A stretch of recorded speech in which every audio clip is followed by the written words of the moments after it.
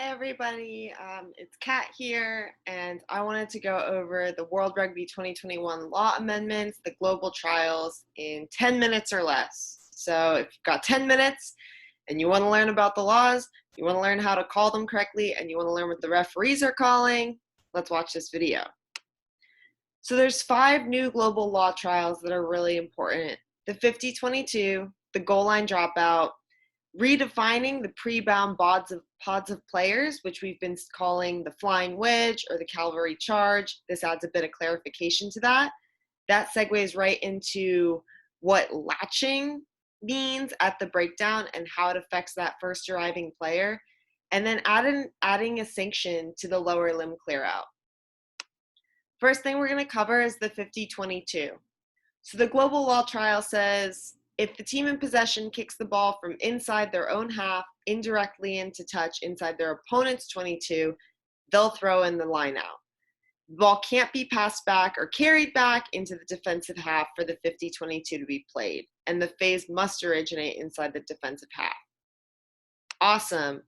So the most important things you're looking at is it starts inside their own half, can't be passed back or carried back. This is really similar to the 22. If you kick a ball directly into touch from the 22, you can't pass it back first. So there has to be a tackle or the attacking team has to carry it in. So if it starts from within your own half and you kick it indirectly into touch inside your opponent's 22, you're going to receive that line out. Common examples of this are a grubber. So you kick a grubber from your 10-meter line, bounces all the way inside your opponent's 22, line out, where the ball went out, it's your line out. So this is really going to speed up play. It's going to give more chance for attacking rugby, and the defensive team is really going to have to work to cover those kicks so they don't lose that line out. Easy. Next thing is the goal line dropout. So the global law trial says if the ball is held up in goal, there's a knock-on from an attacking player in goal, or an attacking kick is grounded by the defenders in their own goal, then play restarts with a goal line dropout anywhere along the goal line. All right, so a lot of these things previously were a 5-meter attacking scrum or a 22-meter dropout. Let's clarify that a bit. It is a goal line dropout when the ball is held up in goal. I come in, try to score a try, you hold me up, goal line dropout.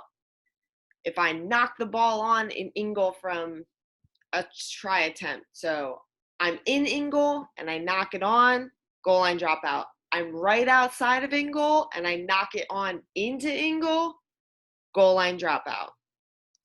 If an attacking kick is grounded by the defenders or made dead. So if I kick the ball from my own 22 and it bounces all the way down the field and it goes dead, it's a goal line dropout. So again, we're really opening that space and we're really allowing for some nice attacking rugby. The defense has to drop back and cover that because they don't want to have a goal line dropout. The dropout, similarly to the 22, can be taken anywhere along the goal line. Got to make sure your kickers are behind, or your chasers are behind the kicker. Can't go directly into touch. All the normal 22 drop laws apply. So when is it a 22 dropout? Basically, if you're trying to score points and you don't. So if you're taking a penalty goal attempt or you try to kick a drop goal and you miss, ball goes dead in goal, or the defending team grounds it, it's a 22 drop.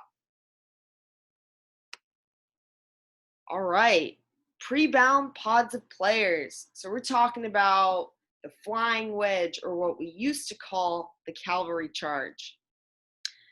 As a referee, I know when I was describing this, I always said, it doesn't really get called. Well, apparently that was a problem. So now we're going to start calling it. So you can't have 2 players bound onto you. This typically happens if you got a penalty at the goal line. You can't pre-bind, especially if those players are going to somehow move in front of you and it's going to be obstruction.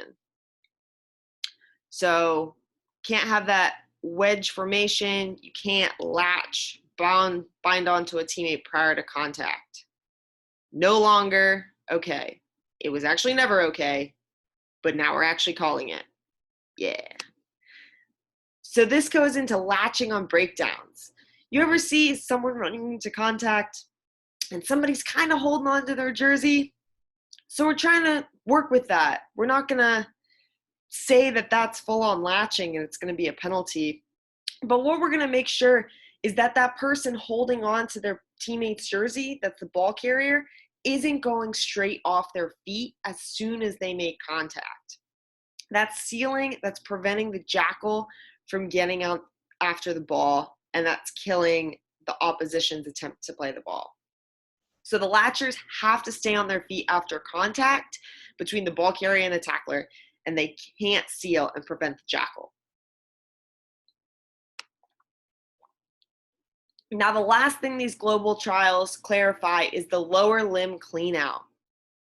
So it's introducing a sanction for cleanouts which target or drop weight onto the lower limbs. It does this, it's amending the definition for a jackler. It's adding law 920D, where it's saying a player may lever the jackler out of a contest at the ruck, must not drop their weight onto them or target the lower limbs. What does this mean? We're talking about the gator roll. You can gator roll as long as it's a nice, happy, roll out gator roll. What you can't do is things that make us all go, oh, that's not good. You ever see that where you think a guy's leg's broken? That's what this is preventing. If you are rolling somebody out and you roll onto their leg, which is upright, and force it to bend in a way that it's not supposed to bend, and everyone goes, ooh, that's not okay. To clarify this, got a couple of videos. All of these videos are available at the top link, the World.Rugby game global law trials. There's also a great longer webinar USA Rugby put on talking about these global law trials. Awesome. So let's check out a couple of these videos to see what we're doing. So this is the 50-22. Going to Newsom. Pulls a return pass and then loads up and knocks it. Easy. Scrum inside their own half, starts there, kicks from inside their own half, ball goes indirect, into touch inside the 22. That is now the attacking team's line out. Bunch of other videos you can check out if you've got time. We're doing this in under 10 minutes though. All right. Goal line dropout. He can't get in there again, Rudu. He's been looking for some room around that ruck. He's found it. He's hard to put down. He's a big halfback, Rudu. That's easy. Ball held up. We all know what that looks like, unfortunately. It haunts many of our dreams. All right. Flying wedge. We're looking at England 19 here. You've got 3 players fully bound before that contact.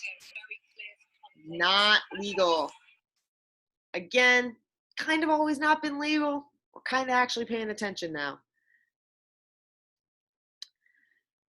The latcher at the breakdown.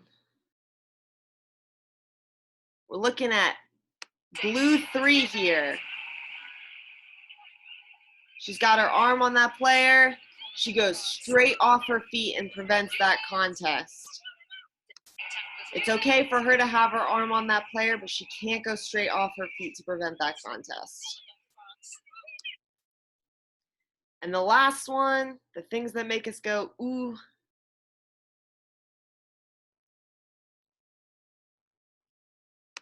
Driven off the ball.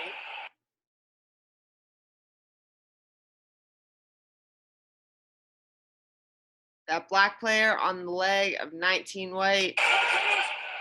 Not what you want to see. Makes you go, ooh.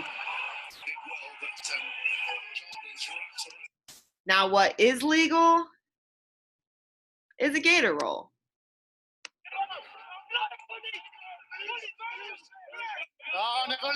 Nice and clean. That's what we like to see. All right. that's the global law trials in 10 minutes or less. Hopefully you had time to watch this video. Hopefully that clarified a bit for you. Get ready for the season, and thanks for listening.